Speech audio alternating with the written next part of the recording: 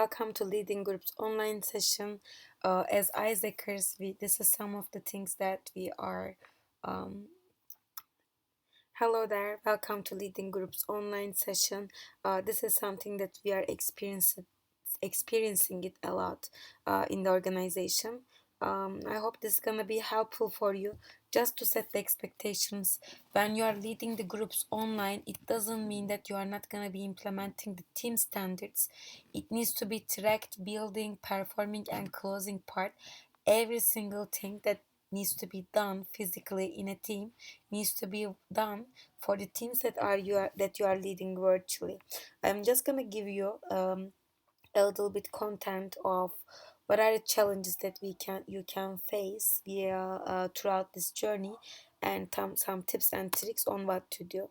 So especially when it comes to the virtual teams, it has been rising for such years, but it's really important for managers, for team leaders to double down on the fundamentals of the good management, which is including establishing the clear goals, running great meetings, communicating clearly, and leveraging team members and tem- le- leveraging team members' individual and collective strengths. This is something that we need to put so much more attention into as the team leaders or as the teammates of the virtual teams in general. And there are many challenges in this online management. The first one is communication, right? So like majority of our interactions are via email, chats, calls, etc. So it is very important to foster a communicative culture and using the right tools for the job. So close attention to relationship building and a process to ensure good communication is really important. When the group or the organization has a strong culture that supports collaboration, this can stand in many of the detailed steps. It really helps, said Jennifer Stein. She's one of the uh, former head of executive and professional education of MIT, and she has been the co-instructor of managing virtual teams for high performance. What we can do to overcome this communication channel, first of all, hiring the right people at the beginning of our term, at the beginning of our selection processes. We need to understand that not everybody can exactly um, be part of a successful um, like having a successful communication skills in virtual team management. So one interview is of course hard, so for that you need to communicate some like ways where you are like going to communicate the way that you are gonna be managing the team. You need to talk about communication, overall communication routine of the team that you are expecting. And when it comes to, you can like interview, you can have in-person interview if possible. If not, you need to understand, maybe by giving a task, etc., what is the way of communication, what is their routine in general, what is the culture is looking like, and how they can be committed into this culture, and bringing a culture of communication in the team to foster a culture of communication throughout the organization. Lead by example and giving some regular updates to the team, doing some weekly check-ins to understand like how are they doing, etc., to be in touch overall and see, even though you are in different places, how the other people are doing. And this can help you a lot to overcome this challenge. And choose the best tools. There are different kinds of technologies or platforms to make your job even way more easier. So as you can see on the right side, there is a list of the types of the tools that can facilitate communication in virtual teams, and some popular options for you to consider. So in the PDF version of the slides, this education, there are links on each of them so that you can go through it and see what are the best ones that you can use based on what your team is needed. needing. So especially when it comes to chat, Slack can be one of the good options that we have been experiencing in the organization as well. For project management, there is a Asana, Trello. These are the ones that are really helpful, and we have um, for video conferencing, Zoom, Google Meet. For collaboration, we have Adobe XD, InVision. For scheduling, we are using Doodle or Calendly. For workflow automation, there are different kinds of platforms, but not every tool is going to be a good fit for your team overall. So you can go through some trial times and give some times, but at the same time, don't forget to train people about how to use all of these.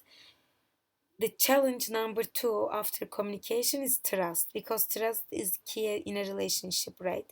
So especially when we think of like a shared vision, collaboration, and engagement that needs to happen in our teams, this is really hard, like when we don't have face-to-face interactions with our teams.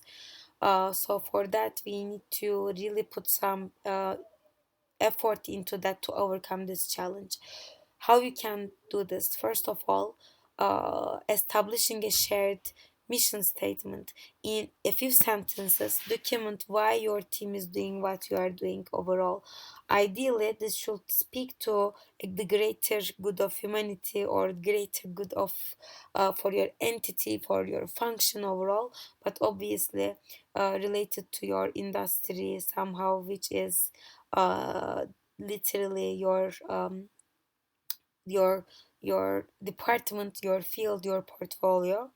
And value mission driven organizations are being much more like being like going through all of these challenges very fast. So that's why do not forget to have one mission as a team and keep make everybody accountable. And the second part is encouraging collaboration and team building. Spend some time virtually. You can book them to maybe do online gaming, watch something together, or like some like bonding games all together, where they can talk with each other. You can talk to your team, even though it's not face to face. You can even like figure out some spaces where people are sharing with each other, or even like some spaces where they can work together online, even they are doing different things, they can like talk to each other, etc. So you can do video conference regularly. That can help your team to um, have some spend some times to trust each other and get to know each other in personal level, and establish a shared goal. What is your team's overachieving goal, and how will you know when it has achieved? You might have one goal, and or you might have several ones, but you need to ensure that even though you have different kinds of people in your teams, especially in MCVP roles, especially when we have entity support teams, ESTs, we have different kinds of people in different areas, but at the same time, ensure that you have one big shared goal. For example, if some people are focusing on, let's say, the end of the funnel of a product, and if some people are focusing on the top of the product, you need to ensure that what is that one common goal.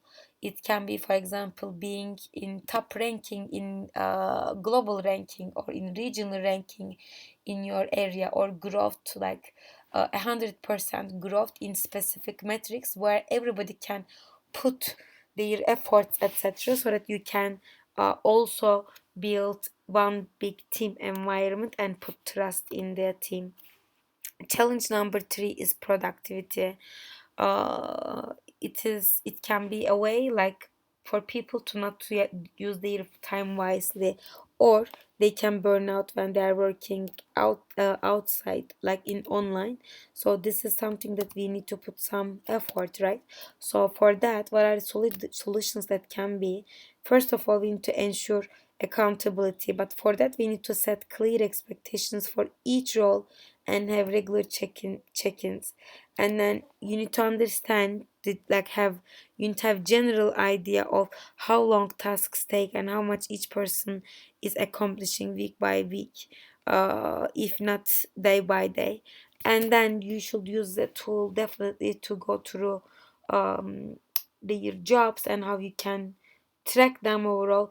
And don't forget to set baseline expectations that are useful both current and future roles.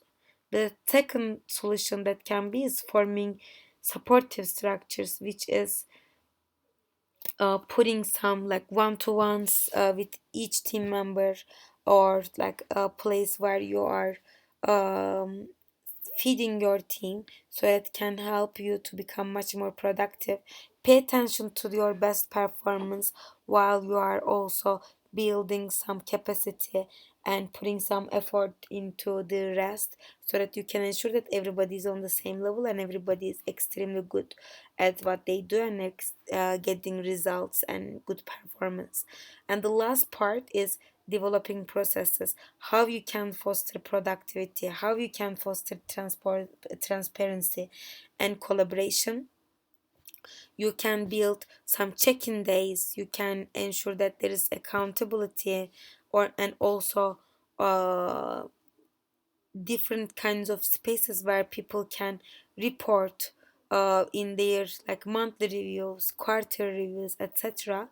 And then you can keep improving the processes that you have to increase your productivity based on the current challenges that you are going through.